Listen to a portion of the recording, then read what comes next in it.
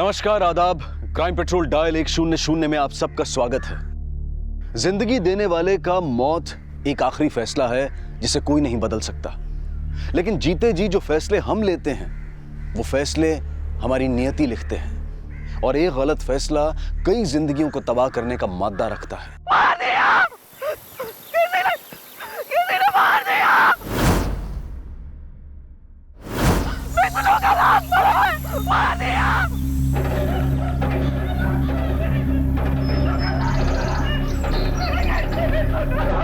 थोड़ी ढीली रखना चोट। हाँ बाबा।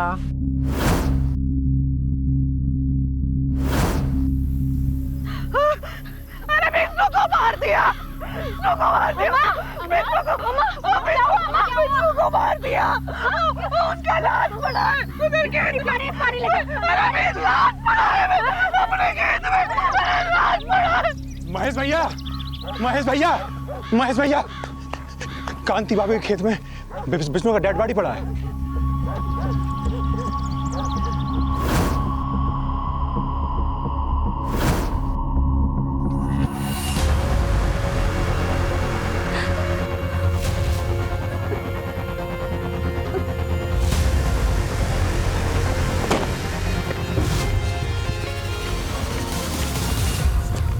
हटे पीछे, हटे पीछे, हटे।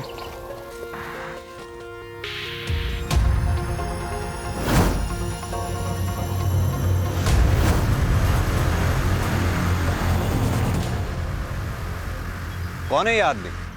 साहब, विष्णु नाम है इसका, गांव का साहूकार है। इसका कोई सगा संबंधी है? इसकी एक बूढ़ी माँ है सर, खाट पे लेटी रहती है। और हाँ, एक नौकर है लल्लन, उसको खबर करवा दिए हैं। अम्मा, अम्मा, अम्मा, अम्मा, अम्मा, अम्मा। अरे का हुआ, काहे इतना चिल्लाते हो? अम्मा, विष्णु भैया। अरे का हुआ विष्णु को? अम्मा, विष्णु भैया को किसी ने चाल से मार दिया।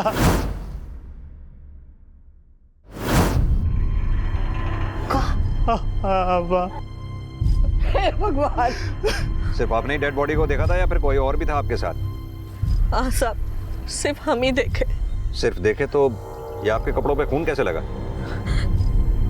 वो साहब, सुबह को हम यहाँ घास काटने आए थे, पैर से टकरा कर गिर पड़े उनका बाड़ी पर।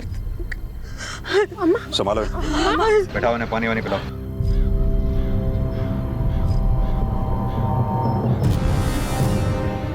साहब, हमको तो लग रहा है कांति ने ही मारा विष्णु को। हाँ हाँ, इसी ने मारा। आप लोगों ने कांति को देखा विष्णु को मारते हुए? अरे सर, ये चक्कर बक्कर सब नाटक है। हम तो कह रहे हैं गिरफ्तार कीजिए इसे, हम गांव वालों का यही फैसला है। आप फैसला मत सुनाइए। कोई सबूत या गवाह है आपके पास कि इस औरत ने विष्णु को मारा है? सबूत वबूत तो कुछ नहीं है सर, पर जानते सब कुछ है। ये विष्णु की कट्टर दुश्मन है। कैसी दुश्मनी? अरे इसने विष्णु से बहुत कर्जा लिया हुआ है सर, सर से पांव तक कर्ज में डूबी हुई है, इसी ने मारा होगा। सर, आसपास देख के लगता है कि किसी धारदार चीज से गोद गोद के मारा गया इसको। सब बोल रहे हैं कि इस आदमी को उस औरत ने मारा जिसकी ये जमीन है। साहब, हमको तो लग रहा है कांति नहीं मारा विष्णु को। लेकिन इतने हट्टे कट्टे आदमी को वो अकेली औरत कैसे मार सकती है? अम्मा, पानी पियो अम्मा। ये लो।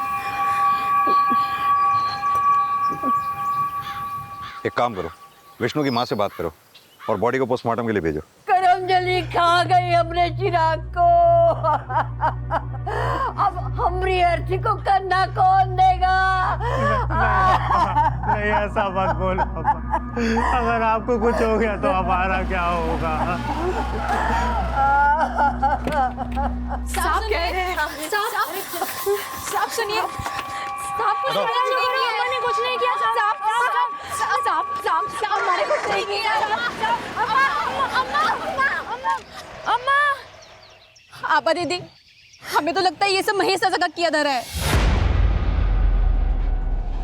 हाँ, हमको भी यही लगता है। बेबी कहाँ जा रही है? बहुत ही चालाक है वो कांति। जब से उसका मरण गायब हुआ ना, हमारे विष्णु को ही लट्टू बना लिया और शादी भी नहीं की। क्या विष्णु कांति से शादी करना चाहता था?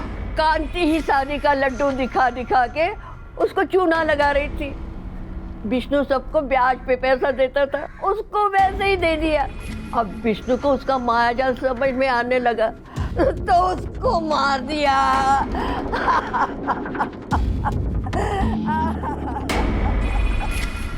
ना ना, इतना सब कुछ करने की जरूरत ना है। हाँ ठीक। खबरदार जो हमें चाची कहा है तो छोड़ो हमें, छोड़ो बेबी। बेबी सुन, अभी हमको अम्मा के पास होना चाहिए, चलो यहाँ से। अरे छोड़ो दीदी, हम लोग इसका जान ले लेंगे। हम मार डालेगी तू? फाड़ देंगे इसको। फाड़ेगी? दिखाए अपना औकात, दिखाए। चल निकल, निकल यहाँ से, निकल। अरे निकल। चल बेबी। चल। अरे पीछे मुड़ के मत देख, जा यहाँ से।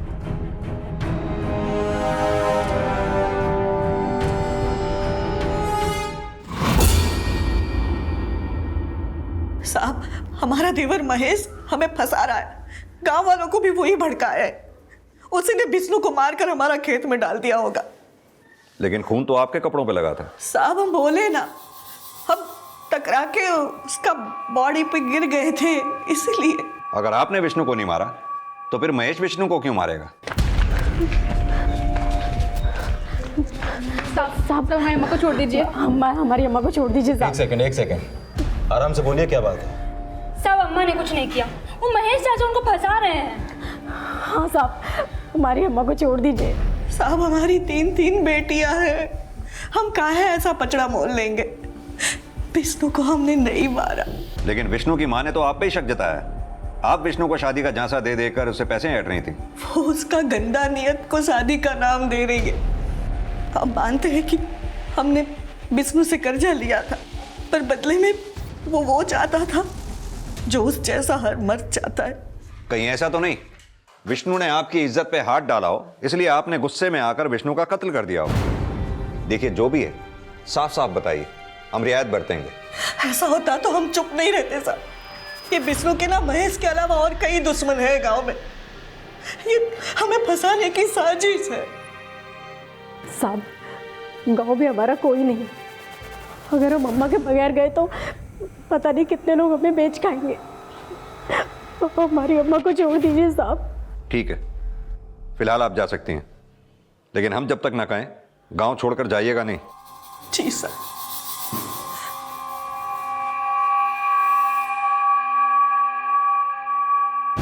अम्मा अम्मा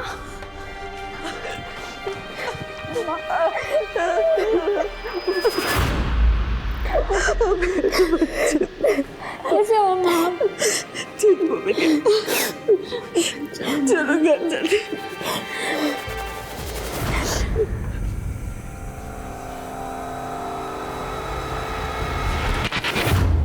सर, माना कांति को देख के लगता नहीं कि ये विष्णु जैसे हट्टे कट्टे आदमी को मार सकती है, लेकिन ये चारों मिलकर तो मार ही सकती हैं। संभावनाएं पुख्ता ना हो तो फैसले नहीं सुनाए जाते यादव। ये कांति और इसकी बेटियों के बारे में अच्छे से पता करो। इस विष्णु की भी कुंडली निकालो। साहूकार था, और भी दुश्मन होंगे उसके। पता करो क्या कोई ऐसा है जिसके पास विष्णु को मारने का मोटिव हो। सर, सिक्के का दूसरा पहलू समझे बगैर अपराधी को भी सजा का फैसला नहीं सुनाया जाता।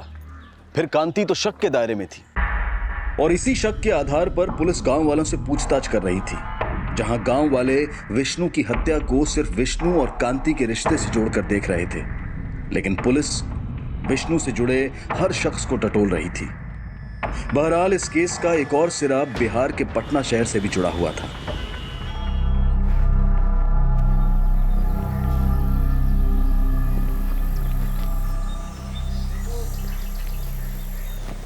भाई एक चाय देना।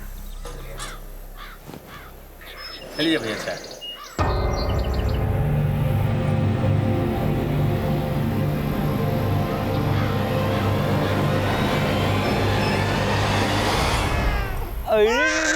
अरे कौन है भाई?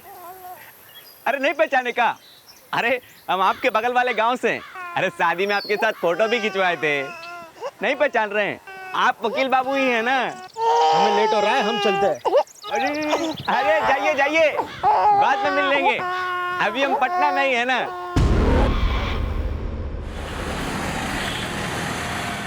चलिए भैया चाय।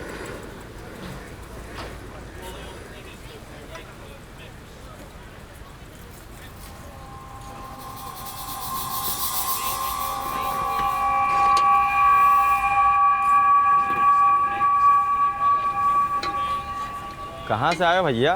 यहाँ के तो लगते नहीं हो। अबे जब यहाँ के हैं ही नहीं तो लगेंगे कहाँ से? कंपटीशन का तैयारी करने आए हो? भैया हम तो इस कंपटीशन में लगे हैं कि हमारी शादी हो जाए। शादी का? तुम नहीं समझ पाओगे।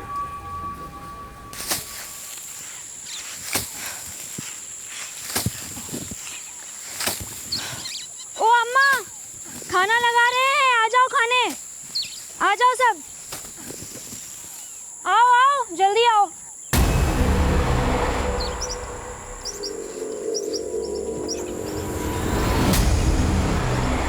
दुरट, मोहिनी जाल बिछा के हमरे बेटे की जान निकाल ली। हमारे बेटे को अम्मा नहीं मारी दादी। चुप, खबरदार जो हमसे रिश्ता जोड़ने की कोशिश करी तो। तुम्हारी अम्मा ने भी तो बड़ा गहरा रिश्ता जोड़ा था हमरे बेटे से, खा गई ना उसको। अब हमारी जागीर पे नजर है। तुम्हारे बेटे का खा के नहीं मरेंगे हम, अम्मा सारा कर्जा उतार देंगी। बढ़िया है कर्जा चुकाने वाली। अरे हमरी चाबी तो तुम्हारी अम्मा ने दबा के रखी है अपने पास। चाबी? कौन सी चाबी? अरे हमरी तिजोरी की चाबी, और कौन सी चाबी? देखिए भाऊजी, अगर चाबी आपके पास है तो दे दीजिए। घर में इतना पैसा भी नहीं है कि हम राशन ला के रख सके। अम्मा को 2 दिन से हम भूजा खिला रहे हैं।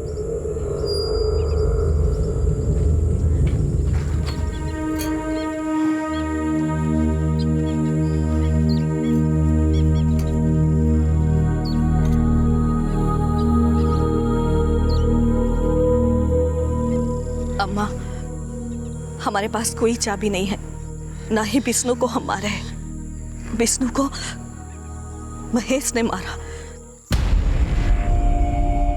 सब महेश का विष्णु को मारने का मोटिव स्ट्रॉन्ग है, क्योंकि महेश और विष्णु का एक जमीन को लेकर झगड़ा चल रहा था। ये दोनों उस जमीन पर अपना हक जता रहे थे और उस जमीन का केस अभी तक कोर्ट में चल रहा है सर। यानी कि तुम ये कहना चाहते हो कि इसी वजह से महेश ने विष्णु को मारा होगा? नॉट श्योर, बट हो सकता है सर। और कांति को फंसाने के लिए महेश ने ही विष्णु की लाश कांति की जमीन पर फेंक दी होगी। और कांति को फंसाने में भी महेश का मोटिव है सर, क्योंकि कांति से महेश की भी बहुत पुरानी दुश्मनी थी। हमको तो लग रहा है कांति नहीं मारा विष्णु को। कैसी दुश्मनी? सर असल में महेश कांति का देवर है। 16 साल पहले कांति का पति अपना घर बार छोड़ के कहीं चला गया। उसके बाद महेश ने कांति को गांव के बाहर की थोड़ी सी जमीन देकर उसे घर से बाहर निकाल दिया और अपने पिता की पूरी जायदाद अपने नाम करवा ली। वो जायदाद जिसमें कांति और उसके 5 बच्चों का हक था।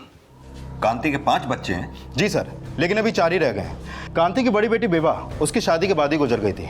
अब आभा, रितु और बेबी के बाद उसका एक 16 साल का बेटा है जो अपने मामा के पास पटना में रहता है।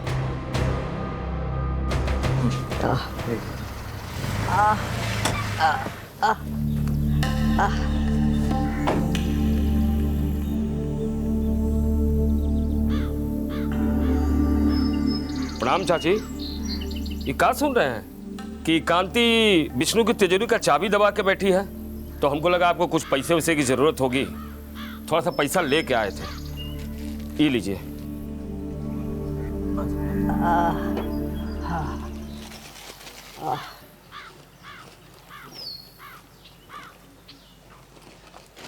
लल्लन जी। पैसे अंदर रख दे। चाची कुछ काम था आपसे। एक कागज पे दस्तखत चाहिए था। अब तो विष्णु है नहीं, तो आप ही अंगूठा लगा दीजिए। यहाँ अंगूठा लगा दो। चल हट। अरे अरे हम अंगूठा छाप जरूर है, लेकिन हमारा बुद्धि अभी भी बहुत तेज है। लल्लन बाहर निकाल इनको। अरे चलिए आप लोग बाहर चलिए, चलिए आइए। साला जमीन में गाड़ देंगे छाती तक, जुतियाएंगे 10 और गिनेंगे। ए चाची, जमीन तो हम लेके रहेंगे, तुम अंगूठा लगाओ या नहीं लगाओ। बाप का राज है का? चले। साहब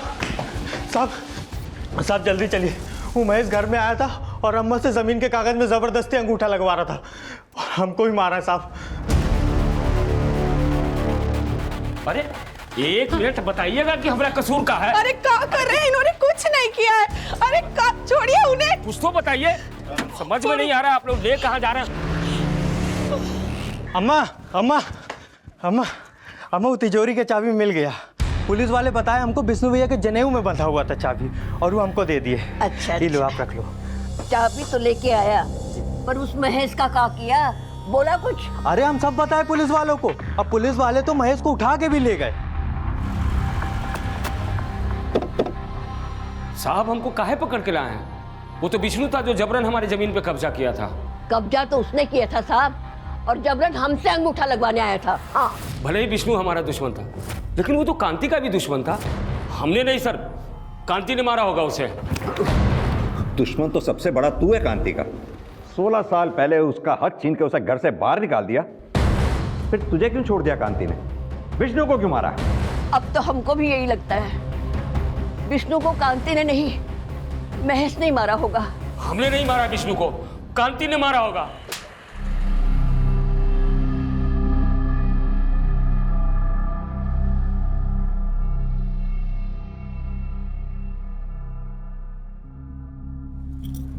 तुम? हाँ हम। देखो अभी हमें बाहर जाना है, आप बाद में आइएगा। अरे हम जानते हैं प्रमोद भैया आप कहाँ जाना चाहते हैं, लेकिन हम भी आपको कहीं पहुंचाने का पूरा व्यवस्था करके आए।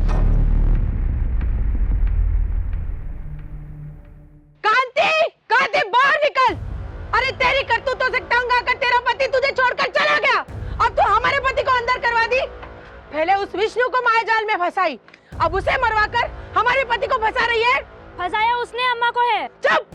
तेरी अम्मा ने तुझे नहीं सिखाया कि जब दो बड़े बात करते हैं तो बीच में लबर लबर नहीं करते? और कांति, तुम्हें हम कह रहे हैं, अगर हमारा पति घर वापस नहीं आए ना तो तुम्हारे इस घर को आग लगा देंगे, हम फूंक देंगे। जला लो हमें, तभी आप सबको चैन मिलेगा। वैसे भी हम और हमारे बच्चे को कौन सा सुख मिला है जिंदगी का? जला दो ना। ताकतवर के साथ आवाज ऊंची करने वाले अक्सर कमजोर की आह को भी दबा देते हैं, और विष्णु की हत्या के केस में महेश का शक के दायरे में आना भी कांति के लिए राहत नहीं बन पाया, क्योंकि सबूतों के अभाव में महेश को छोड़ दिया गया।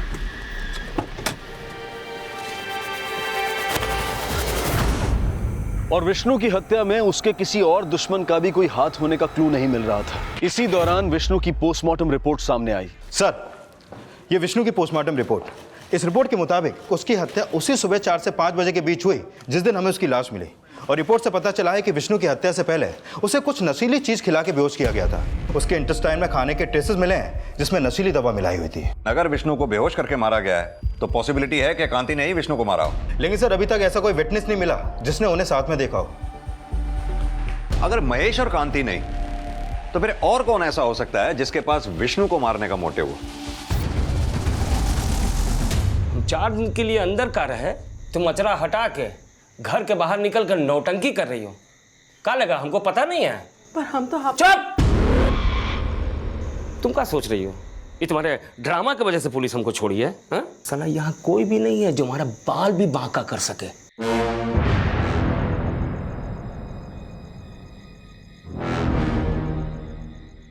हटोगी?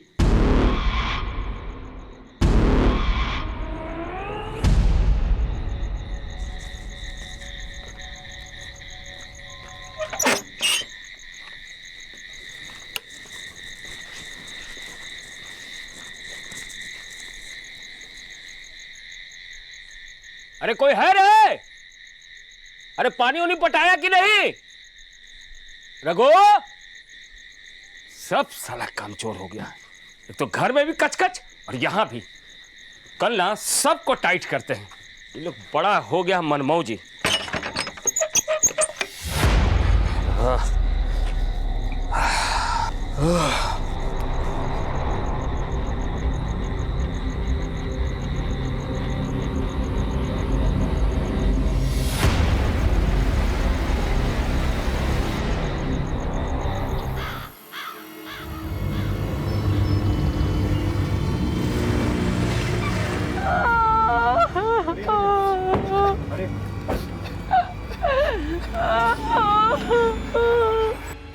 साहब, महेश भैया यहीं आया करते थे साहब, पीछे खेत पटवाने के लिए, और अक्सर यहीं सो जाया करते थे।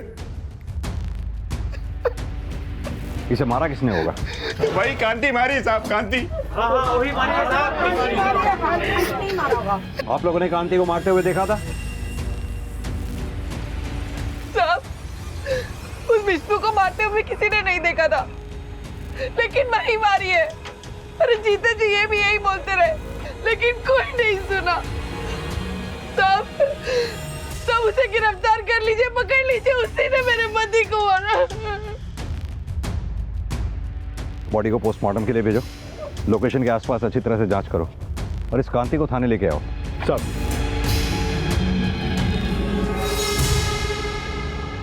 साहब आप हम पर गलत शक कर रहे हैं, हम किसी को नहीं मारे। विष्णु और महेश दोनों से ही तुम नफरत करती थी, दोनों को ही तुम मार सकती हो। विष्णु को मारने से पहले तुमने उसे नशीली चीज खिलाई और महेश को तब मारा जब वो सो रहा था। साहब पूरा गांव छानोगे ना तो ये महेश और विष्णु के सैकड़ों दुश्मन मिल जाएंगे, लेकिन हमने कोई दुश्मनी नहीं निकाली। अगर तुम उनके दुश्मन नहीं तो फिर कौन ऐसा दुश्मन होगा जो उन दोनों को मारेगा? वो हमको नहीं पता। हमारा दिमाग में तो बस यही चलता है कि कल बच्चों को क्या खिलाएंगे। हैसियत नहीं है हमारी, पर बेटा को पढ़ा रहे हैं बाहर। सब गरीब का दिमाग में रोटी चलता है, ये सब षड्यंत्र नहीं। हमें तो यह भी पता चला है कि तुम्हारी बेटियां महेश को मारने के लिए गई थी। अपनी बेटियों को भी अपने साथ मिला रखा है ना?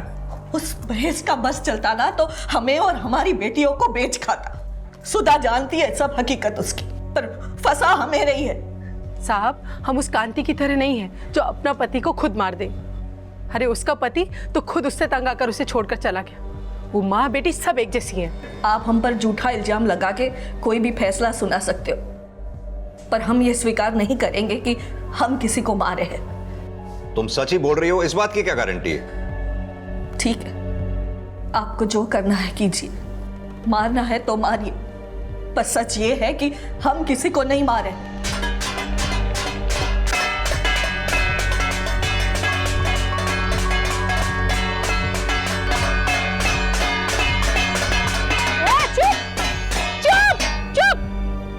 ये तमाशा बंद करो, यहाँ पे हंगामा मत करना। उतर, चलो जाओ यहाँ से, चलो। गरीबों पे जुल्म पर रोक नहीं तो हमारे हंगामे पर भी रोक नहीं लगेगा। अम्मा को छोड़ दो, वरना उनके साथ हमें भी जेल में डाल दो। हाँ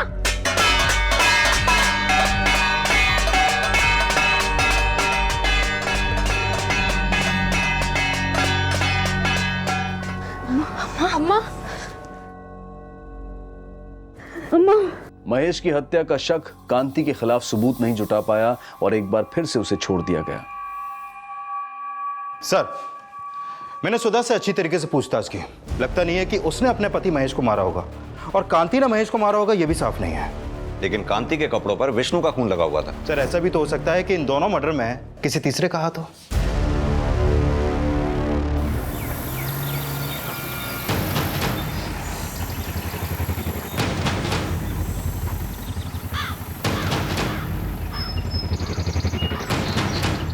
सर, ऐसा भी तो हो सकता है कि महेश ने विष्णु को मारा हो और कांति को फंसाने के लिए विष्णु की लाश को कांति की जमीन पर फेंक दिया हो। और सर, दूसरी तरफ यह भी हो सकता है कि निमकी देवी ने अपने बेटे की हत्या का बदला लेने के लिए महेश को मरवा दिया हो। यानी कि तुम ये कहना चाहते हो कि निमकी देवी ने महेश को ललन से मरवाया होगा? पॉसिबल है सर, क्योंकि ललन के अलावा निमकी देवी का अपना और कोई नहीं है। रुक रुक। और ललन जी, क्या हाल चाल? जी सब बढ़िया। आपको हमारे साथ थाने चलना होगा, चलिए। थाने? लेकिन क्यों साहब? थाने चल के बताते हैं, चलिए। बताइए तो, क्या बात क्या हो गई? क्यों लेके जा रहे हैं? नहीं साहब जी, आपको कोई गलतफहमी हो रही है। अम्मा ने हमको नहीं बोला महेश को मारने को। तो फिर किसने बोला? किसी ने नहीं बोला साहब जी, हमने तो आज तक एक चींटी भी नहीं मारी। हम महेश को कैसे मारेंगे आप बताइए? तो फिर किसने मारा होगा महेश को? साहब जी, कहीं कांति भौजी तो नहीं मार दी? और तेरे भैया विष्णु को? हाँ, अब हमको समझ में आ रहा है, कहीं विष्णु भैया को भी तो कांति भौजी ने नहीं मार दिया। कभी कांति कभी महेश, अपने आप को ज्यादा चालाक समझता है क्या? नहीं साहब जी, हमने कोई चालाकी नहीं की, हमने कुछ नहीं किया। आप अगर कहेंगे तो हम जिंदगी में कभी कांति भौजी का नाम नहीं लेंगे। बस हमको छोड़ दो साहब जी।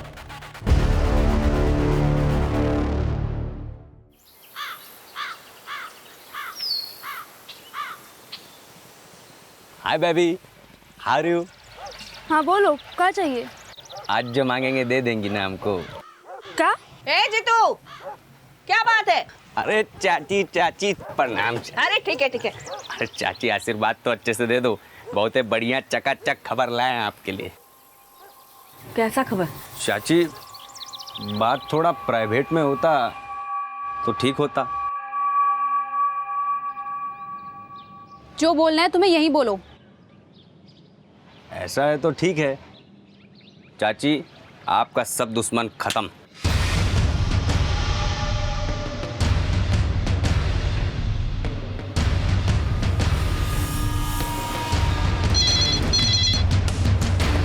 हेलो, क्या?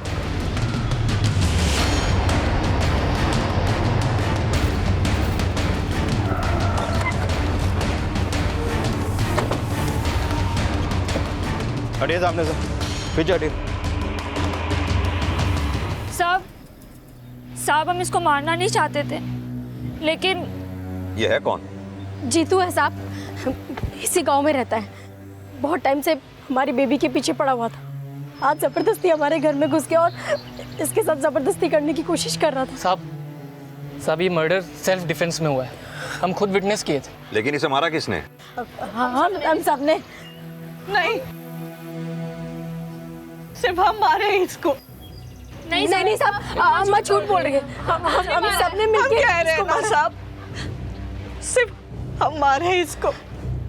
लेके चलो इन्हें। साहब हम कह रहे हैं ना, हम कह रहे हैं ये मैटर सेल्फ डिफेंस का है साहब। आप ये कोर्ट डिसाइड करेगी, हमें हमारी कार्रवाई करने दो। लेके चलो इन्हें।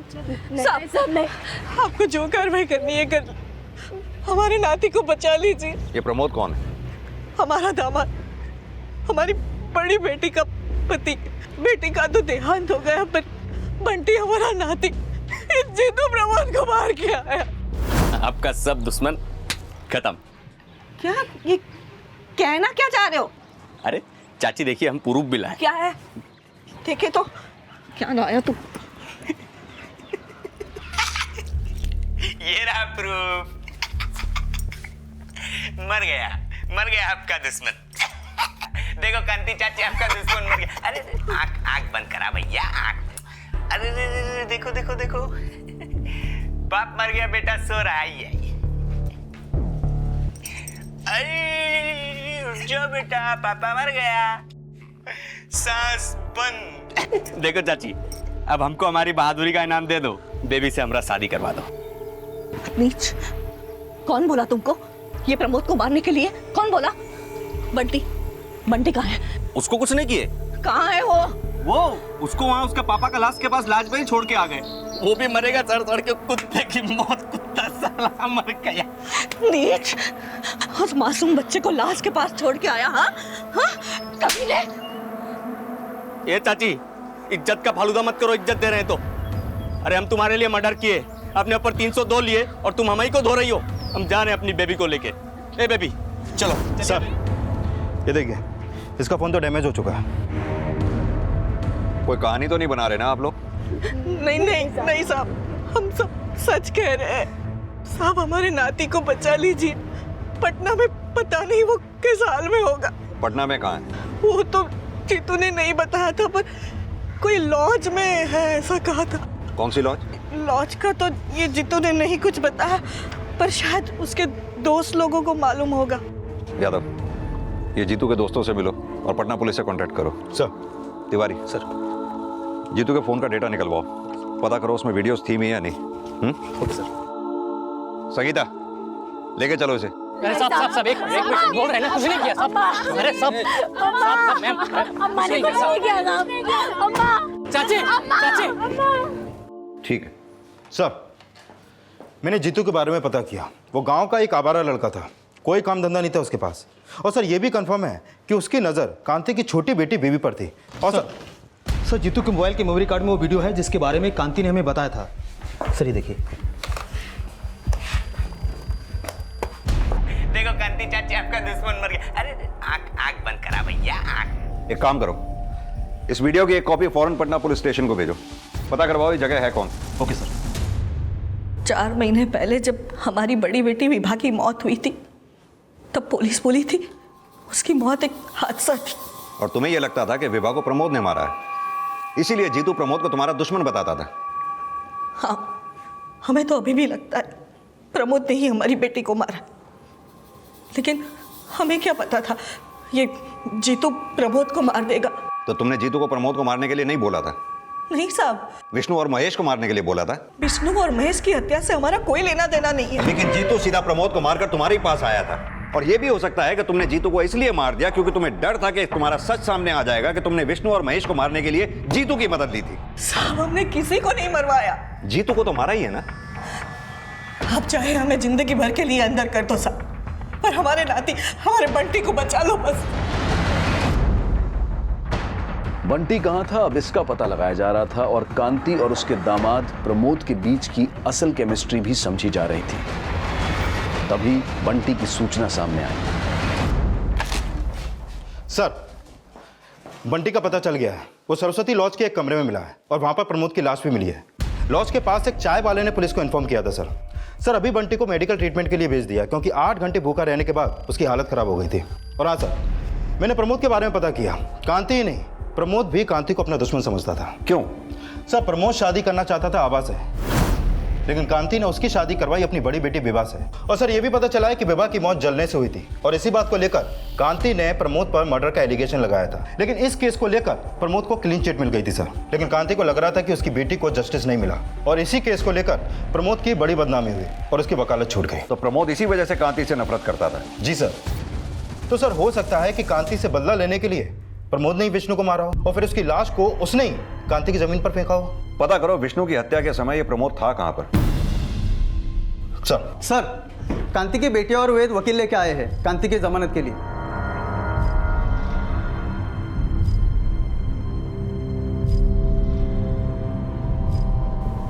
चाची चलिए, गाड़ी खड़ी बाहर आई। ये लड़का वेद हमेशा इनके साथ रहता है, लेकिन इनका बेटा ऋषि वो कभी नहीं दिखा। तुमने बताया था कि ऋषि पटना में अपने मामा के साथ रहता है। जी सर। सर, एक मिनट, प्रमोद का मर्डर पटना में हुआ और कांति का बेटा ऋषि भी पटना में ही रहता है। तुम्हारे कहने का मतलब है कि प्रमोद के मर्डर में ऋषि का हाथ हो सकता है? Yes sir. तो फिर तो विष्णु और महेश के मर्डर में भी ऋषि का कोई ना कोई कनेक्शन हो सकता है। बुलाओ इस ऋषि को, इसी से पूछताछ करते हैं। सर।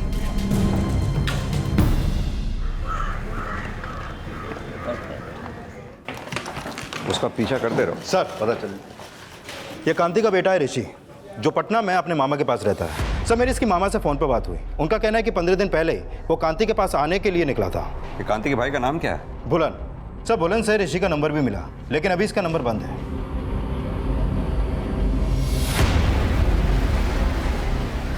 साहब, हमें नहीं मालूम कि बुलन झूठ काहे बोल रहा है कि ऋषि 15 दिन पहले यहाँ आया था। तो ऋषि यहाँ नहीं आया था? नहीं साहब, हमें तो लगा कि वो उसके मामा के यहाँ पटना में ही होगा। तो आपकी 15 दिन से ऋषि से कोई बात ही नहीं हुई है? नहीं साहब। कुछ छिपा तो नहीं रही ना? हम काहे कुछ छिपाएंगे साहब। साहब, उल्टा हमें ऋषि की फिक्र हो रही। हमारा इकलौता बेटा है साहब, उसे ढूंढिए। हमें नहीं मालूम बुलन झूठ क्यों बोल रहा है। हम झूठ नहीं बोल रहे हैं साहब। ऋषि 15 दिन पहले ही कांति के पास जाने की बातें बोलकर घर से निकला था, और हमने कांति को फोन भी किया था कि ऋषि गांव जा रहा है। हम झूठ नहीं बोल रहे हैं साहब। बुलन ने फोन किया था, पर उसने ये नहीं बताया था कि ऋषि गांव आ रहा है। ये पता करने के लिए ऋषि की तलाश की जा रही थी, और तभी ऋषि से जुड़ी कुछ अहम जानकारियां सामने आई। सर, मैंने ऋषि के बारे में पता किया। 6 महीने पहले तक ये कांति के साथ ही रहता था, और जब तक वो यहाँ था आए दिन विष्णु और महेश का नुकसान करके अपनी माँ की दुश्मनी की भरपाई करता था। एक बार तो इसने विष्णु और महेश के खेत में आग भी लगा दी थी। फिर कांति ने डर के इसे उसके अपने मामा के पास पटना भेज दिया था। और सर, ये भी पता चला है कि 15 दिन पहले ऋषि का फ़ोन गांव के पास बंद हुआ था, और पटना के एक बस ड्राइवर ने भी ऋषि की फ़ोटो आइडेंटिफाई की है। यानी 15 दिन पहले ऋषि गांव पहुंचा तो था, लेकिन गांव में ऐसे किसी ने देखा नहीं। ऋषि 15 दिन पहले पटना से गांव आने के लिए निकलता है, लेकिन वो यहाँ पहुँचता नहीं है। उसके ठीक 2 दिन बाद विष्णु का मर्डर हो जाता है, और विष्णु के मर्डर के ठीक 1 हफ्ते बाद महेश का मर्डर हो जाता है। याद अब होना हो, इन मर्डर से ऋषि के गायब होने का कोई ना कोई कनेक्शन जरूर है। सर, कहीं ऐसा तो नहीं कि इन दोनों मर्डर में ऋषि का हाथ हो और अब कांति से बचा रही है?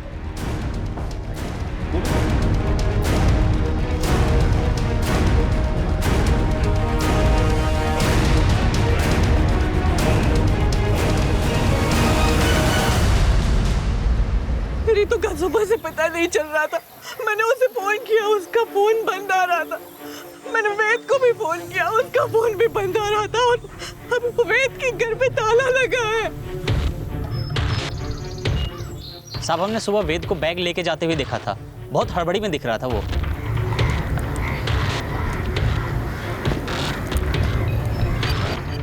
सर, वेद के गायब होने का चक्कर रितु के मर्डर से ही है। इन सारे कांड के पीछे भी वेद का ही हाथ है। अगर वेद ने ये सारे कांड किए हैं तो फिर ऋषि के गायब होने का इससे क्या कनेक्शन है? और वेद ऋतु को क्यों मारेगा? सर, हमने ऋतु और वेद को कॉल रिकॉर्ड चेक किया। उन दोनों के बीच कल सुबह फोन पर बात हुई थी, लेकिन उसके 1 घंटे बाद से ही दोनों को फोन स्विच ऑफ है। हो सकता है वो दोनों भागने वाले हों और कांति ने उन्हें देख लिया हो। लेकिन सर, कांति तो खुद उन दोनों की सगाई करवाने वाली थी और वो चाहती थी कि दोनों की शादी हो जाए। कांति क्या चाहती थी क्या नहीं, ये तो तभी पता चलेगा जब ऋषि और वेद हमारे हाथ लगेंगे। पुलिस को जल्द ही वेद का पता चल गया। गलत फहमी हुआ, कुछ नहीं किया साहब। बात सुनिए साहब, नहीं किया साहब। साहब हमने नहीं मारा रितु को, उसकी माँ मारी होगी। उसकी माँ का नाम हर मर्डर में आ रहा है, इसलिए तो कांति को फंसा रहा है। नहीं साहब, हम तो रितु से प्यार करते थे, हम काहे मारेंगे उसको? कांति भी तो रितु की माँ है, वो क्यों मारेगी रितु को? और फिर जब तूने कुछ किया ही नहीं था तो फिर भागा क्यों?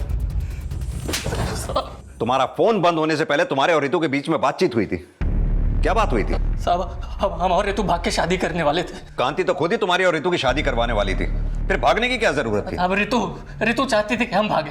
क्यों? हाँ बोलो रितु। वेद, अगर अम्मा को कुछ भी पता चल गया ना तो वो छोड़ेंगे नहीं हमको। क्या पता चल गया था कांति को? सर, पता चला है कि जिस दिन ऋषि पटना से गांव आया था, उस रात गांव के बाहर नदी के किनारे एक लाश जलाई गई थी। लाश थी किसकी और जलाने वाला कौन था? उस दिन हम खेत में थे, तब हमारे भाई भुलन ने फोन पे बताया ऋषि गांव आ रहा है। उस दिन फिर बहुत देर तक वो नहीं आया तो हम उसे ढूंढने बस स्टॉप की तरफ गए, लेकिन रास्ते में ही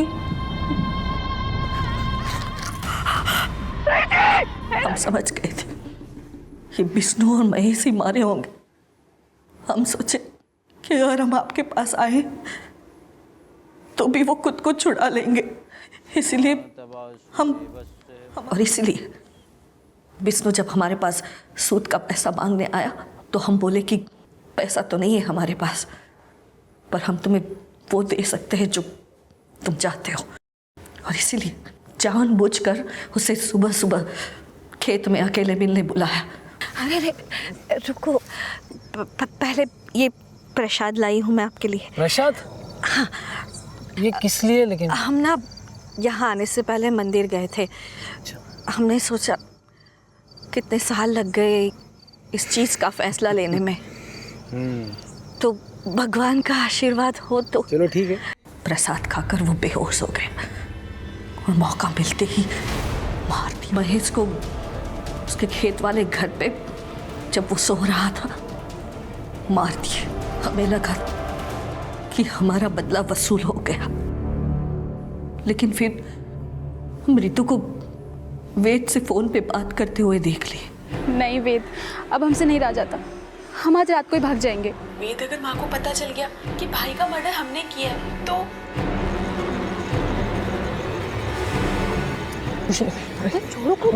कोई नहीं देखे। रितु, ये क्या हो रहा है? रुको, हम माँ को जाके सब कुछ अभी बता रहे हैं कि ये क्या हो रहा है। रुक ऋषि, चाची को कुछ नहीं बताओगे? छोड़ो बे, चुप, छोड़ो बे। नहीं छोड़ेंगे, ऐसे कैसे बताएगा तू? जा माँ को जाके। ऋषि, हमारा सब कुछ लुटा कर वो भाग जाना चाहती थी।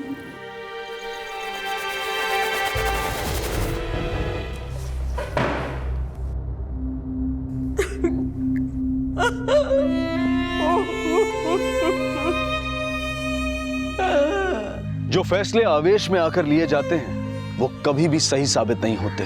भले ही कांति का फैसला गलत था, लेकिन उसके इस फैसले के लिए वो भी जिम्मेदार हैं जिनके बर्ताव ने कांति के दिलो दिमाग में यह अभ्रंश पैदा किया कि हमारा सिस्टम और हमारी न्यायिक व्यवस्था ताकतवर लोगों के इशारे पर तोड़ी मरोड़ी जा सकती है और कमजोर को कभी इंसाफ नहीं मिलता। और ऐसे लोगों की हमारे समाज और सिस्टम में कोई कमी नहीं है, जिसे दुरुस्त करना हम सब की जिम्मेदारी है। लेकिन गलत के साथ गलत करना कभी भी सही हल नहीं हो सकता।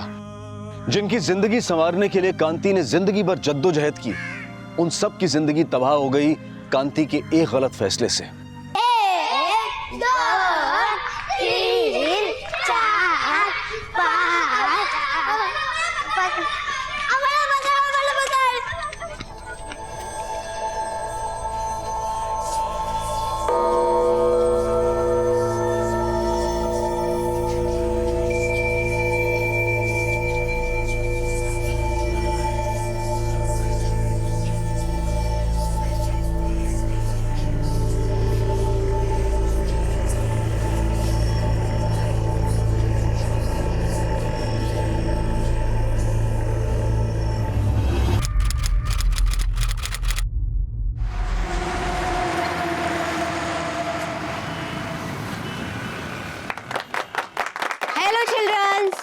आप लोगों को पता है, आज हम आप लोगों को बहुत सारे प्रोग्राम्स दिखाएंगे जिसे देख के आप सबको बहुत मजा आने वाला है।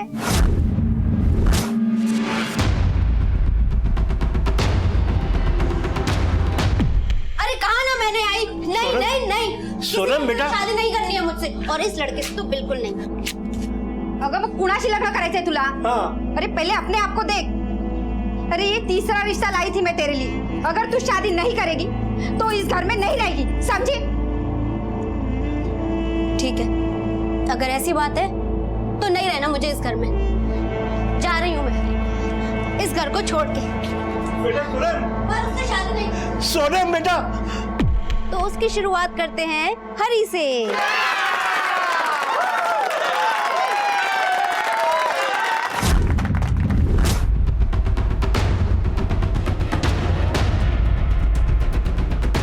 नाक कटा के रख दी है तूने। एक तो 6 इंच का पैदा हुआ और सिर्फ 2 इंच बढ़ा, और अब ये नौटंकी करके बाप दादा की इज्जत की धज्जियां उड़ा रहा है। तू मर क्यों नहीं जाता?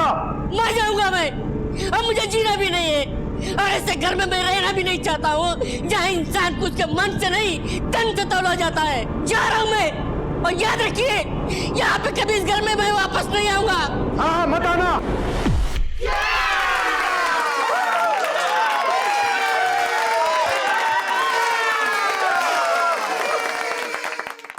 अब बारी है आरिफ की।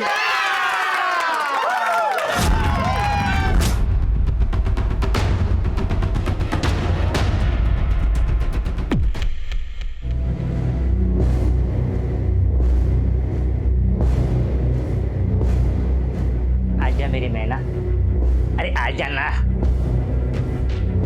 एक दिन ना ढेर सारे पैसे लेकर आऊंगा और तुझे उठा के ले जाऊंगा इस पिंजरे से आजाद करके।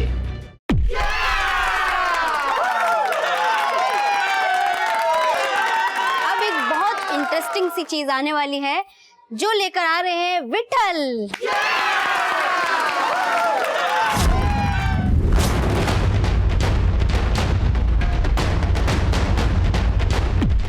चाहे कितना भी पैसा लगे मैं लेकर आऊंगा, कुछ भी करूंगा, लेकिन तेरा इलाज कराऊंगा।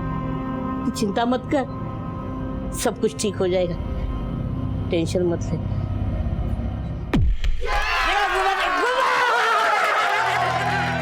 बुरा जो देखन मैं चला बुरा न मिलया कोई, जो मन देखा अपना मुझसे बुरा न कोई। दूसरों के ऐब, दूसरों की खामी को खोजते हुए हम अक्सर ये भूल जाते हैं कि इस दुनिया में कोई भी इंसान संपूर्ण नहीं होता। हम सब की जिंदगी में अक्सर ऐसे मकाम आते हैं जब हमें हीन भावना का शिकार बनाया जाता है, हमारी कमजोरियों, हमारी खामियों को उछाला जाता है, उनका मजाक उड़ाया जाता है। इंसान को कद काठी, रंग रूप, हैसियत और धर्म के तराजू में तोला जाता है, और ऐसा करते हुए हम ये भूल जाते हैं कि किसी के अंदर हीन भावना के बीज को बोकर हम उसकी आत्मा को खोखला कर रहे हैं, उसके घाव को कुरेद रहे हैं। जिंदगी एक संघर्ष है जहां हर कोई अपनी लड़ाई लड़ता है, लेकिन कुछ लोग ऐसे भी हैं जिनकी लड़ाई, जिनका संघर्ष कभी नहीं खत्म होता है।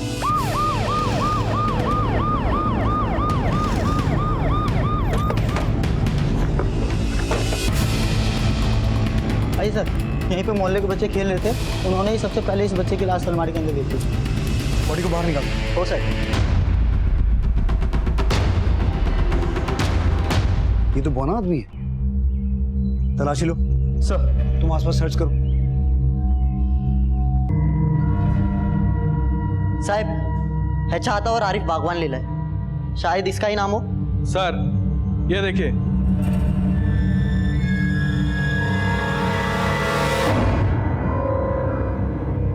शायद इसे यही मारा गया और इसकी लाश को घसीटकर वहां अलमारी में छुपाया गया। लेकिन एक बौने की किसी से क्या दुश्मनी हो सकती है? दोस्ती या दुश्मनी कद देखकर नहीं होती देशमुख। पर सवाल यह है कि ये बौना यहाँ आया क्यों होगा? और देखो इसकी कोई मिसिंग कंप्लेंट दर्ज हुई है क्या? जी सर।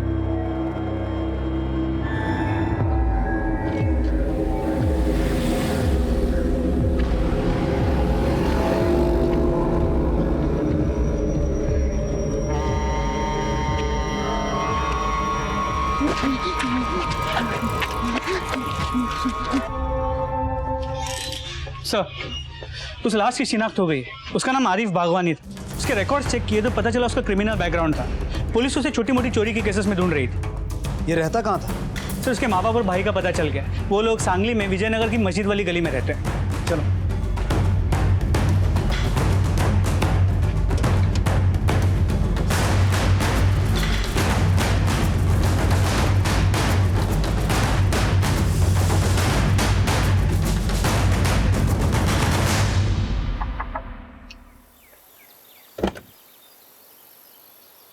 ये आरिफ बागवान का घर है? जी साहब, मैं उसका बड़ा भाई हूँ।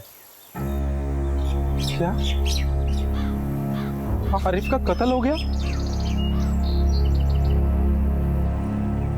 पता था साहब मुझे, जिस रास्ते पे वो चल रहा था ना, उसका यही अंजाम होना था एक दिन। मतलब? नौकरी के लिए बहुत धक्के खाए साहब उसने, लेकिन किसी ने उसे काम नहीं दिया। सब लोग उसका मजाक उड़ाते थे। फिर तंग आकर उसने अपना दिमाग गलत कामों में लगा लिया। जाने क्या चलता था उसके दिमाग में। हर रोज एक नया बखेड़ा। और उस दिन तो भाई, पुलिस, थोड़ा संभाल लेना भाई।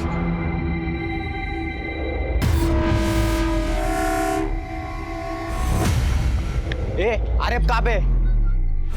अंदर है साहब। चल बाहर। अरे छोड़ो ना, चल।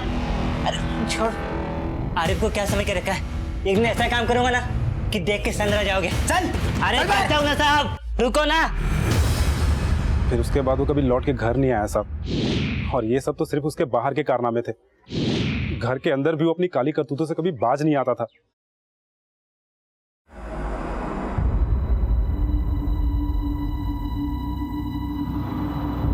क्या झांक रहा अंदर? क्या झांक रहा था? हाँ? क्या भाभी ये बता रही काली करतूतें तूने घर में भी शुरू कर दी।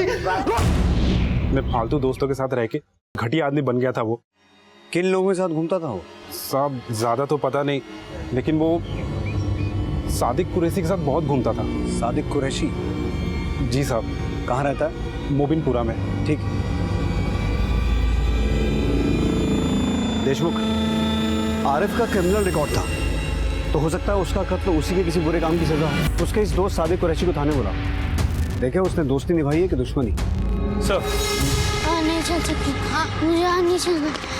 मैं सोना। बस थोड़ा सा और सब्र कर लो मिष्टी, फिर सब ठीक हो जाएगा। हाँ, बस थोड़ा सा। और वो देखो, वो जगह है ना, बस वहाँ चलते हैं, फिर सो जाना तुम। फिर वहाँ पे अच्छे से आराम कर लेना। हूँ साहब, अपन को काहे को बुलाया साहब? अपन ने क्या किया साहब? आरिफ के बारे में क्या जानता है? आरिफ साहब, वो बटला। हाँ वही, हत्या हो गई उसकी। हत्या? लेकिन साहब एक हफ्ते पहले ही मुलाकात हुई थी उससे मेरी। आजकल आरिफ किन कामों में लगा हुआ था? किन लोगों के लिए काम करता था? वो 3-4 बौने लोगों के साथ पार्टी में कुछ गाने बजाने का काम करता था साहब, और उससे पैसा भी मिलता था। किसी लड़की वड़की के चक्कर में तो नहीं था? अरमान सबके होते हैं साहब, वैसे आरिफ के भी थे। कोई लड़की उसे भाव नहीं देती थी, लेकिन बावला हो गया था वो, इसीलिए उसे अड्डे पे लेकर गया था साहब। पिछले कुछ दिनों से आरिफ का आना जाना था वहाँ? नहीं साहब, आजकल तो प्यार के चक्कर में पड़ा हुआ था। उसके ऊपर शादी करके घर बसाने का भूत सवार था साहब। उसकी ग्रुप की लड़की एक सोनम, उसके साथ शादी करना चाहता था, उसकी छाइट की। उस ग्रुप का मालिक कौन है? ये लोग रहते कहाँ हैं? बोने लोगों का ग्रुप है साहब, हरी, विठल और सोनम। ठीक है, जा सकता है, पर जरूरत पड़ेगी तो दोबारा बुलाएंगे। ओके साहब। आरिफ का क्रिमिनल पास था, कहीं नई नई लड़कियों के चक्कर में तो कांड नहीं हुआ है। उस लड़की सोनम से मिलो, देखो क्या जानकारी हाथ लगती है, पूरे ग्रुप की इंफॉर्मेशन निकालो। सर, बेरोजगारी की वजह से आरिफ गलत रास्ते पर चल पड़ा था। आखिर उसके दिमाग में क्या चल रहा था? जब हम किसी को ठुकराते हैं या उसका मजाक उड़ाते हैं तो ऐसे लोग अपने आप को समाज से कटा हुआ महसूस करते हैं। उनके अंदर पनप रही हीन भावना उन्हें समाज से विद्रोह करने पर मजबूर करती है। हम बिना किसी की काबिलियत को परखे अंदाजा लगा लेते हैं कि ये काम उससे नहीं होगा, वो इस काम के लिए उचित नहीं है। कहीं ऐसा करके हम उन्हें कुचलने, अपमानित करने या उन्हें उनके मूल अधिकारों से वंचित करने में भागीदार तो नहीं बन रहे। कुदरती खामियों से जूझते इस इंसान की हत्या भला कौन कर सकता था? केस अनोखा था और सवाल कई थे जिनके जवाब ढूंढती पुलिस हर खुलासे से हैरान थी। अरे साहब, बातें तो बड़ी बड़ी बोल के गया था मुझे, ले जाएगा इस पिंजरे से उड़ाकर, लेकिन उसके बाद ना ही वो आया और ना ही उसने फोन उठाया।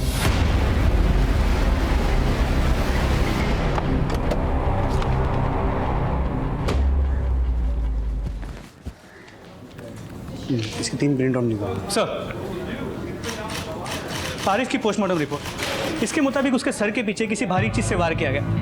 उसकी मौत 20 नवंबर को रात 2 और 3 बजे के बीच हुई। इसके अलावा उसके कॉल रिकॉर्ड से पता चला है कि वो अपने घर वाले और सादिक के अलावा और 3 लोगों से बात किया करता, हरी, विट्ठल और सोनम। ये ताज्जुब की बात है कि इन तीनों के फोन स्विच ऑफ आ रहे हैं। एक साथ तीनों के नंबर्स का ऑफ होना मतलब साफ है, या तो इनमें से किसी ने या फिर तीनों ने मिलकर ये कांड किया है। इन तीनों से मिलना पड़ेगा, इनके फोन नंबर से इनके एड्रेस निकलवाओ और पूछताछ करो। उस कोठे से कुछ पता चला? सर, कोई खास इन्फॉर्मेशन नहीं मिली। आरिफ वहाँ पिछले कुछ दिनों से नहीं गए और ना ही वहाँ ऐसा कुछ हुआ है जिसकी वजह से आरिफ को कोई मार दे। हेलो, ठीक है, उन्हें हमारे थाने में भेजिए।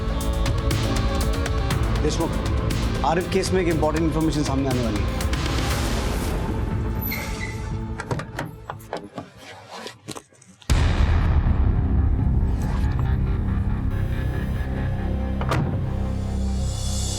साहेब, माझा नवरा विठ्ठल 2 दिन से गायब है साहब, फोन भी नहीं लग रहा उनका। मुझे पता चला है कि उनका साथी आरिफ, उसका कत्ल हो गया है साहब। मैं ये शिकायत उधर करने गई थी, उन लोगों ने मुझे यहाँ भेज दिया साहब। ये रहा साहब उनका फोटो। आप इन सबको पहचानती? हाँ हाँ साहब, मैं पहचानती। ये हरी है साहब, ये आरिफ है साहब, हमारा नवरा है साहब, और उसके बाजू में जो लड़की है ना साहब, वो सोनम है। ये सब लोग ना बर्थडे पार्टी में नाच गाने का काम करने जाते थे साहब। इन सब का आपसी रिश्ता कैसा था? मतलब आपस में कोई झगड़ा या कोई अनबन? सबका तो पता नहीं साहब, पर एक बार ना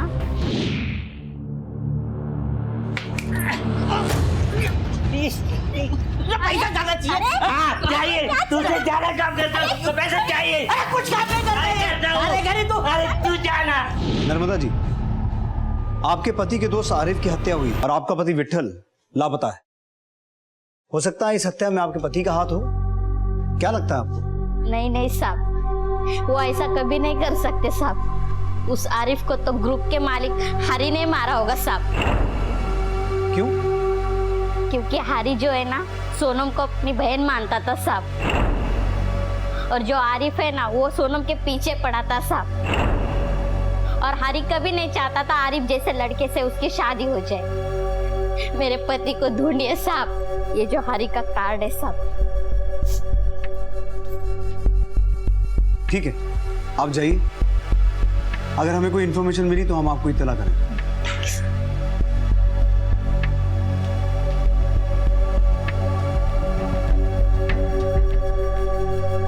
बस थोड़ी दूर और है। दीदी, मुझे बहुत भूख लग रही है। हाँ हाँ, तुम फिक्र मत करो, हम तुम्हारे लिए खाने का कुछ बंदोबस्त करते हैं। दीदी नहीं चल सकते हम अब। तुम यहाँ रुको, हम अभी कुछ करते हैं।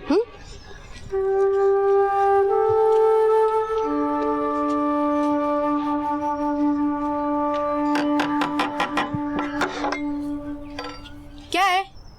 दीदी, आप प्लीज हमारी मदद कीजिए ना, वो मेरी छोटी बहन है ना, बहुत भूखी है। ठीक है, रुको।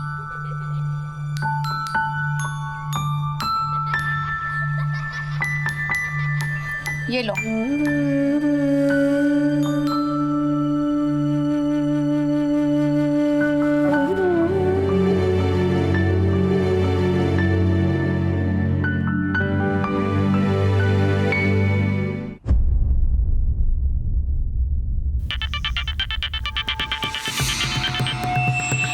हेलो।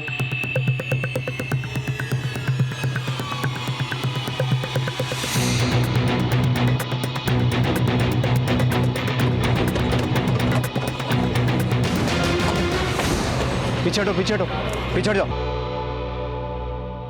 एक एक करके इस ग्रुप के लोगों का मरना किसी बड़े खेल का इशारा है, पर कोई ऐसे लोगों का दुश्मन क्यों होगा भला? आरिफ मर चुका है, हो सकता है कि सोनम और विट्ठल का चक्कर चल रहा है। उन दोनों ने इसे मार दिया और फरार हो गए। हो सकता है कोई इनके ग्रुप का ही दुश्मन हो जो एक एक करके इनको मार रहा है। पता करो इनके ग्रुप का कोई दुश्मन या कॉम्पिटिटर था और विट्ठल और सोनम की तलाश और तेज करो।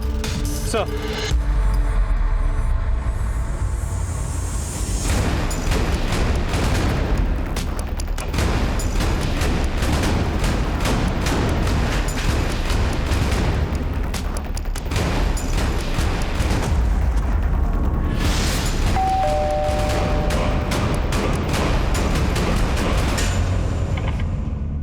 लगता है घर पे कोई नहीं है। हरी पाटिल, सोनम कुदमकर। सुनिए। हाँ साहब। आप इसी बिल्डिंग में रहते हैं? हाँ सर, मैं वर्ती तीसरा मारा रहता। ये हरी और सोनम कहाँ हैं? सर रहते तो यही है, हरी और सोनम, पर पता नहीं बहुत दिन से देखा नहीं। आप इन लोगों को पहचानते हैं? हो ना साहब, ये हरी है और ये सोनम है साहब, ये भाई बहन है। एक मिनट साहब, एक हफ्ता पहले और एक कांड हुआ था। अरे अकल वकल नहीं आ रही तुझे? अबे साले बहुत पिटेगा, इतनी मार मारेंगे ना कुत्ता बना देंगे तुझे।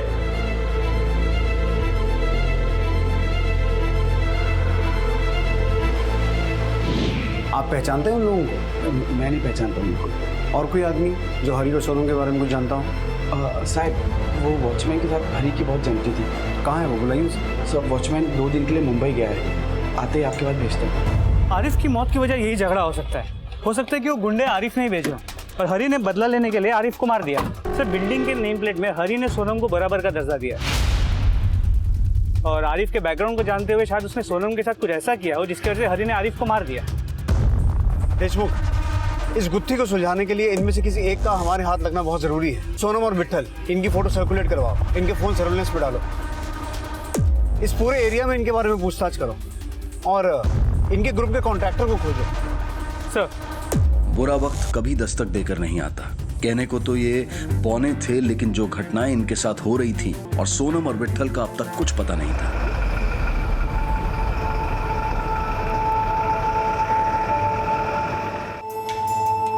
साहेब, हा चेतन, हरीच्या बिल्डिंगचा वॉचमॅन। नमस्कार साहब। बोल। साहब हरी मुझे हर 15-20 दिन में लिफाफा कुरियर करने को देता था। कहाँ भेजता था? साहब ये सब उसकी पावती।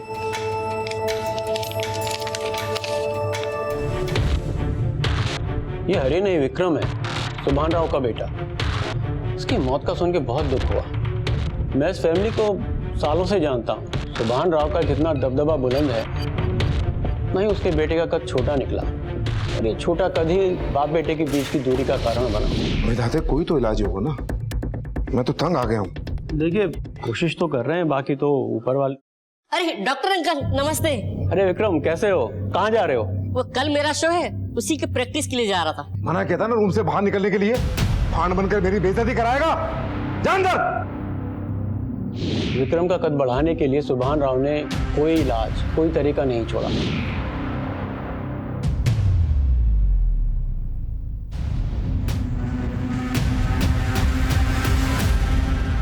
सुभान राव ने विक्रम का कभी सम्मान नहीं किया, हमेशा उसकी बेइज्जती करता रहता था। अपनी पहचान बनाने के लिए विक्रम यहाँ वहाँ जाके खेल तमाशे करने लगा। उसने अपना ग्रुप भी बना लिया और इस सब से सुभान राव की बेइज्जती हो रही थी। ठीक है डॉक्टर साहब, थैंक यू। इसका मतलब है बाप को बेटे का बौनापन खटकता था और उसका बेटा उसके लिए जीती जागती बेइज्जती था। तो हो सकता है बाप ने बेटे को मरवा दिया हो। वैसे भी कोल्हापुर जैसे शहर में सुभान राव जैसे आदमी के लिए सुपारी देना बड़ी आम सी बात है। मारना हरी को हो लेकिन लपेटे में ग्रुप के बाकी लोग भी आ गए। वैसे देशमुख, सोनम और विट्ठल के बारे में भी कुछ यकीन से नहीं कह सकता है। छुप के भाग रहे हैं, मारे गए हैं, या फिर किसी खतरे में है।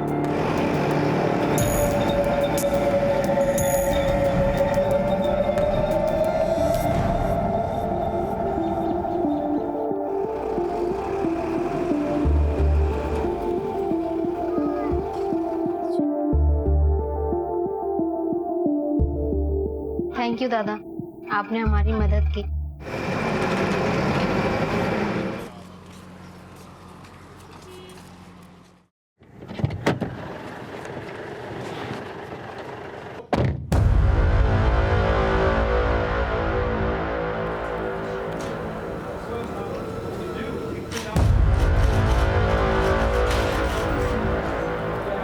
ओ भाऊ साहब गुट्टे के लिए बैठ रहो चुपचाप। मुझे यहाँ क्यों बुलाया है? जिंदगी भर अपने बेटे से नफरत की आग में जलते रहे, और जब वो अपनी पहचान बना रहा था तो उसे मरवा दिया। एक दो दोस्त भी मरे हैं उसके, 2 गायब हैं, और ये सब लोग तुम्हारे बेटे हरी, मेरा मतलब है विक्रम के साथ काम करते थे। हमने सुना है तुम्हारी नफरत किसी भी हद तक जा सकती है। आपकी जानकारी सही है साहब, लेकिन अधूरी है। मैं उससे बहुत नफरत करता था, इतनी नफरत कि उसे बर्दाश्त नहीं कर सकता था, इसलिए मैंने उसे अपनी आंखों से दूर भेज दिया। मैंने अपनी मरती हुई बीवी को वचन दिया था कि विक्रम का ख्याल रखूंगा, इसलिए हर महीने उसे घर का किराया और खर्चा भेजता था। उसे मरवाने के लिए आदमी तुमने भिजवाया था ना? वो मुझे नीचा दिखाना चाहता था, इसलिए मैंने उससे कहा कि ये तमाशा बंद करे और बाज आ जाए, इसलिए मैंने उसे धमकाने के लिए गुंडे भेजे। 2 दिन पहले मुझे उसका फोन भी आया।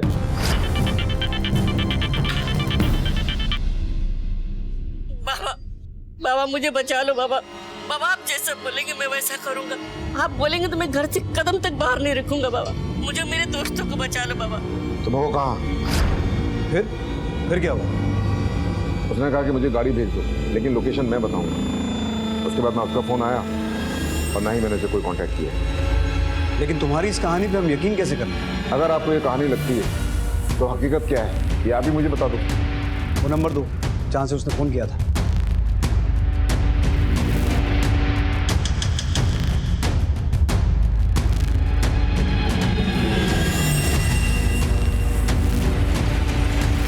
सुमन राव उसी सोच की बोली बोल रहा था जो हम सदियों से सुनते आ रहे हैं, जहां हम इंसान को एक दायरे में बांध देते हैं, उसकी योग्यता, उसकी कला को उसके व्यक्तित्व से जोड़कर उसे अपमानित करते हैं। वो कुछ भी कर लें, जितना भी अच्छा कर लें, हम उन्हें स्वीकार नहीं करते, उन्हें प्रोत्साहित नहीं करते। और जब ऐसे लोग अपनों से, अपने घर से ठुकराए जाते हैं तो उन्हें घर की चारदीवारी को छोड़कर घर के बाहर सहारा ढूंढना पड़ता है। हम सब ने स्कूल में चिल्ला चिल्ला कर यह संकल्प लिया था कि मैं अपने सभी देशवासियों के साथ शिष्टता का व्यवहार करूंगा, पर क्या हम अपनी उस प्रतिज्ञा का पालन कर रहे हैं? क्या हम एक बेहतर समाज बनाने में अपना योगदान दे रहे हैं? क्या हम दूसरों के मान सम्मान की परवाह करते हैं? आखिर कौन था इसका जिम्मेदार? वो फाइल कल शाम तक वहां पहुंचनी चाहिए। मैंने अभी फोन किया, अभी तक वो फाइल पहुंची नहीं है। सर जाओ। विट्ठल, हरी और सोनम के कॉल रिकॉर्ड, इन तीनों की किसी सूरज नाम के आदमी के साथ कई बार बात होती थी। देशमुख, इस केस की तह तक पहुंचने के लिए हर एक इंफॉर्मेशन इंपॉर्टेंट है। सूरज से बात करके देखिए क्या सामने आता है। सर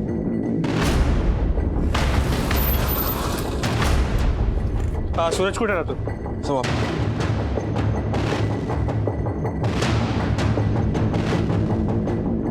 सूरज। हाँ साहेब, काय झालं? त्या दोघांना ओळखता का? हे माझे चांगले मित्र आहेत। मेरे दोस्त के बर्थडे पार्टी में इनसे मुलाकात हुई थी साहब। और ये बाकी दोनों विट्ठल और सोनम फरार है।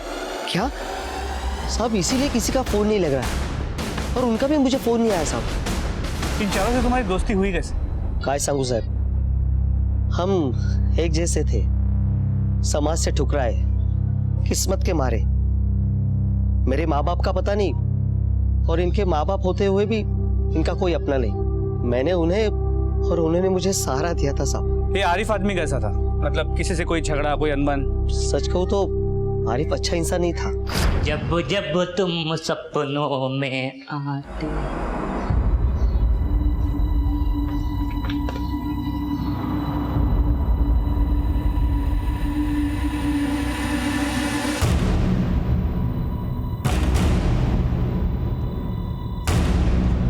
क्या कर रहा है ये?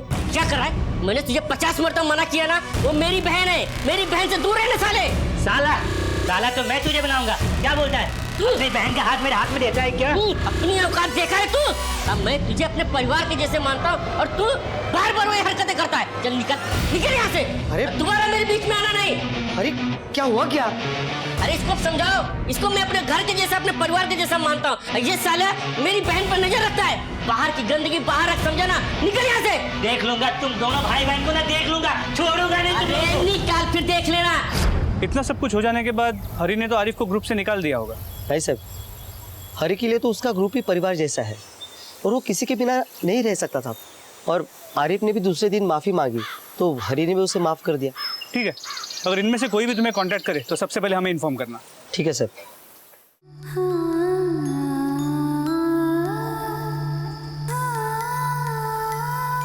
मिष्टी, हमारी मेहनत रंग ले आई, पर तुम्हें पक्का याद है ना, यही घर है तुम्हारा? हाँ, यही है। तो फिर जाओ और मुझे माफ कर देना। जो कुछ भी हो उसे भूल जाना। तुम नहीं आओगी दीदी, तुम भी चलो ना मेरे साथ। तुम जाओ।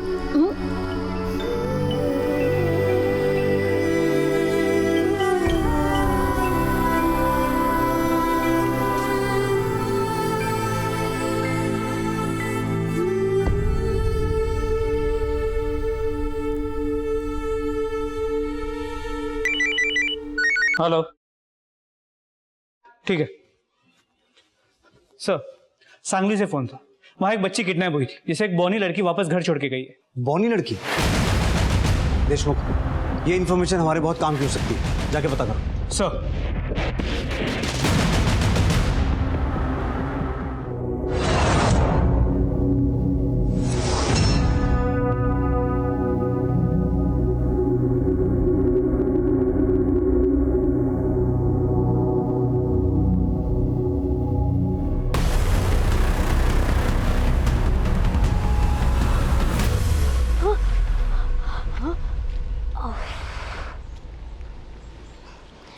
तुमने तो डरा ही दिया। चलो, अब मुझे अपने साथ ले चलो।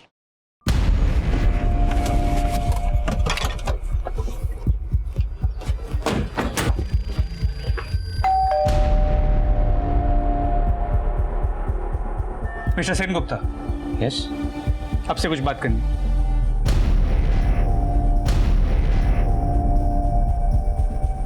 देखो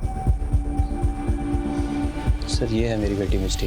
इसकी माँ नहीं है सर, मैंने ही इसे माँ का प्यार दिया। कुछ दिन पहले बर्थडे पार्टी में एक इवेंट था, उसकी मैनेजर थी सोनम, वो इसे कल रात को यहाँ छोड़ के गई सर। मिष्टी, मिष्टी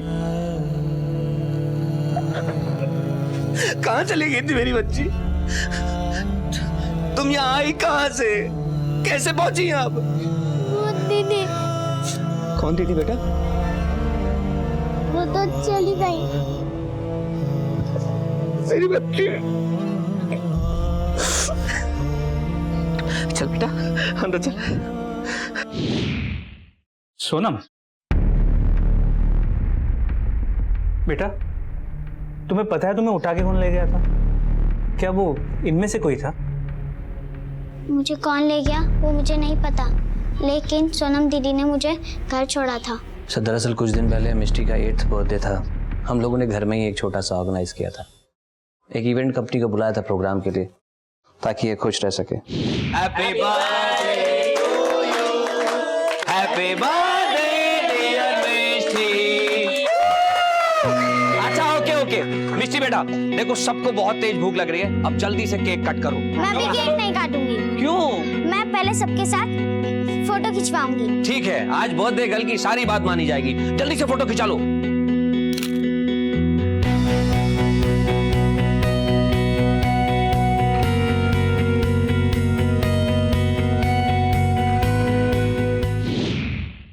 अच्छा, इन दिनों में आपको फिरौती के लिए कोई कॉल आया था? नहीं सर, ऐसा कोई कॉल नहीं है। ठीक है,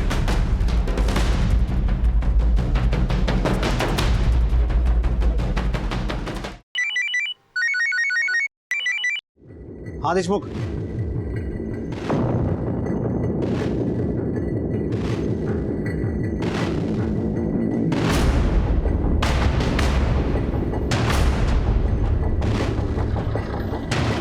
आइए सर, मैंने ही आपको फ़ोन किया था। इधर देखो, लाश पड़ी है।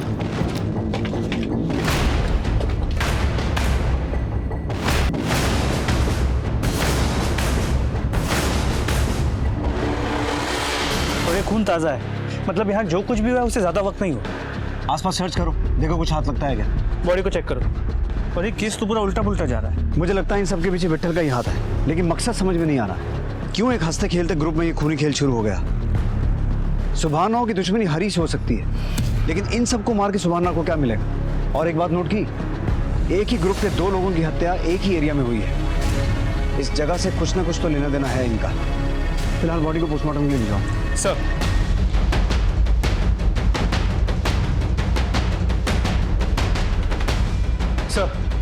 हाँ सर, आपका शक सही निकला। वो बॉनी लड़की सोनम ही थी जिसने मिष्टी को उसके घर छोड़ा था। और सर, आपने उस दिन नर्मदा के दिए गए बयान पे गौर किया?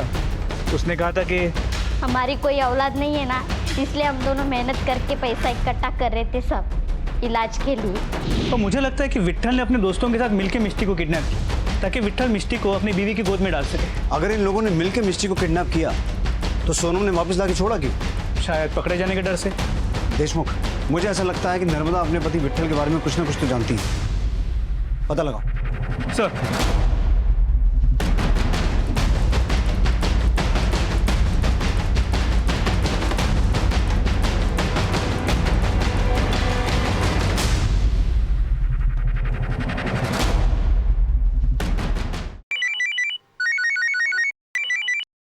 हाँ देशमुख। हाँ सर, आपका शक सही निकला। नर्मदा के घर पे ताला लगा हुआ है। ये नर्मदा विट्ठल के साथ मिलकर कहीं भागने के चक्कर में है। अपनी टीम को अलर्ट करो, इन्हें पकड़ना बहुत जरूरी है। और इनके घर पे भी नजर रखना। जी सर। चलो।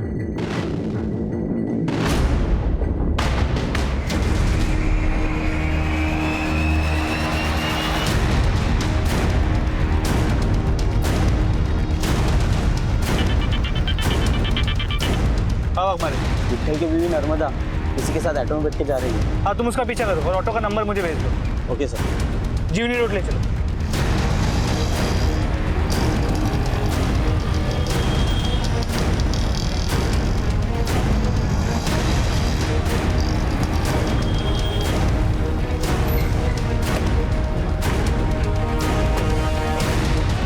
उतरा खाली, उतरा खाली। ये विट्ठल।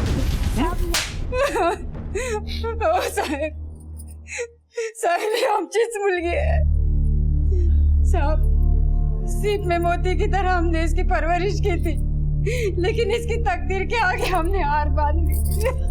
हाँ साहब, लेकिन उसने हार नहीं मानी साहब। भले ही वो कद में छोटी थी, लेकिन सपने बहुत बड़े थे साहब उसके। आई बाबा। अरे ये बक आई। आई। अरे अरे आई तुला माहिती आहे काय झालं? मैं पास हो गई। अगं काय सांगतेस काय? आई, मैंने अपना फैशन डिजाइनिंग का कोर्स पूरा कर लिया। अरे वाह, छान। और अब देखना, मेरा भी एक बुटीक होगा, सोनम बुटीक। बाप होने के नाते मैं ही शादी के लिए जिद कर रहा था उसे, लेकिन वो शादी के लिए बिल्कुल तैयार नहीं थी साहब। ये बहुत अच्छा लड़का है। कैसे अच्छा है आई? हाँ, ऐसे लड़के से शादी कर लूं ताकि मेरी संतान भी मेरी ही तरह हो, जो खुल के जी भी ना सके। नहीं आई, मैं पहले फैशन डिजाइनर बनूंगी और अपने सपने पूरे करूंगी, उसके बाद एक अच्छा लड़का देख के शादी करूंगी। देख सुनो बेटा, तू जैसा चाहती है ना वैसा लड़का नहीं मिलेगा तुझे। हे बक सोनम, अगर तू शादी नहीं करेगी तो इस घर में नहीं रहेगी, समझी? तो नहीं रहना मुझे इस घर में। जा रही हूँ मैं इस घर को छोड़ के। सोने बेटा, मेरी बच्ची। संभालिए अपने आप, आप जा सकते हैं।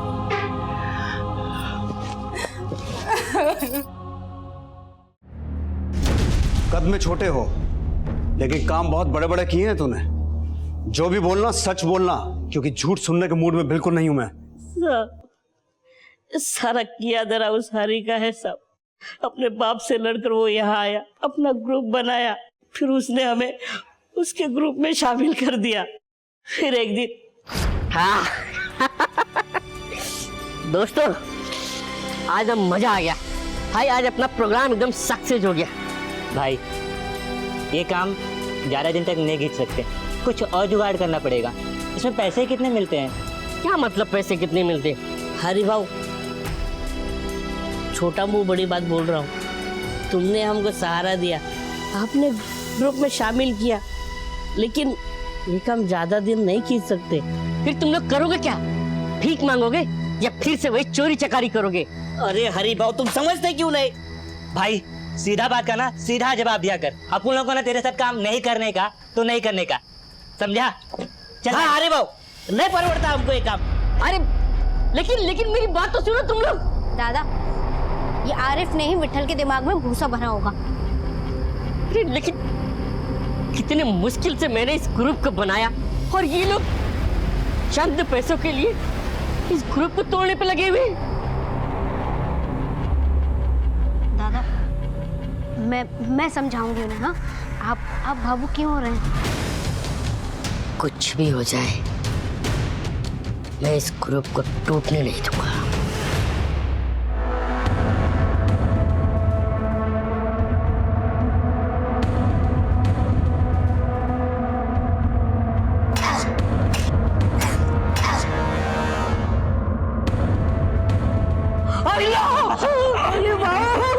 ये सब मेरे बाप दादाओं के पुश्तैनी खजाने हैं। पूरे हॉल में बक्से भर भर के ऐसे खजाने गड़े हुए हैं। चलो और निकालते हैं। हाँ जल्दी करो।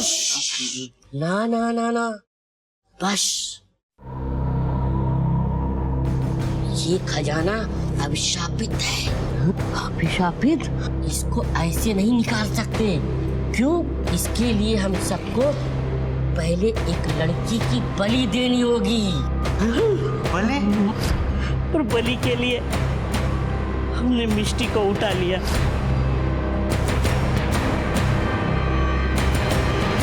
क्या कर रही है? ये सब क्या पागल बने? देख नहीं रही हूँ, उसके बलि चढ़ा रहा हूँ। आप होश में तो हो? सूरज इस बच्ची को उठाओ और अभी ले चलो। अरे मजनू छोड़ उसे। अरे छोड़ यहाँ से। तू बीच में मत पड़। मत पड़। नहीं छोड़।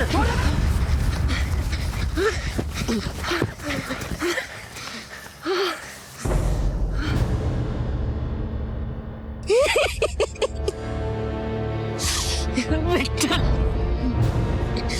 मेरी बदकिस्मती मेरी कद से भी ज्यादा बड़ी है विठल। मैंने ये सब झूठ बोला था सिर्फ तुम सबको अपने साथ रखने के लिए, ताकि एक अपराध के डर से तुम सब मेरे साथ में रहो। कोई सोना चांदी हीरे मोती जवाहरात नहीं है, मैं सच कह रहा हूँ। और वो बने, अरे वो सब झूठ था, एक नाटक था। अरे झूठ बोला। मैं बहुत बुरा किया हमारे साथ। चल पुलिस के पास। पुलिस के पास जाने से पहले मुझे बता कहाँ है वो खजाना? अरे कुछ बता कहाँ है खजाना? है तो तेरी परिचय।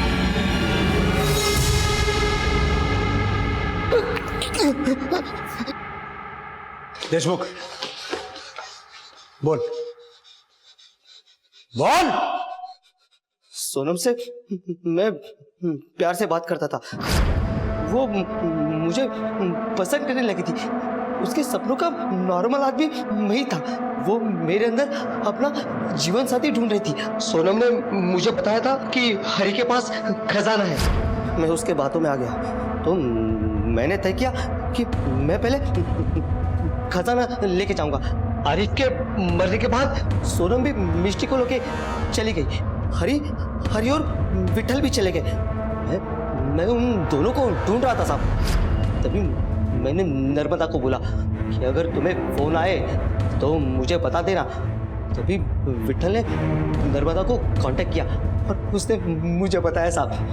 मैं वहां पहुंचा, हरि ने मुझे, पर क्या मालूम पहले से ही हरि ने खजाना निकाल लिया होगा। हाँ। अब फांसी के फंदे पे लटकते हुए ढूंढना खजाना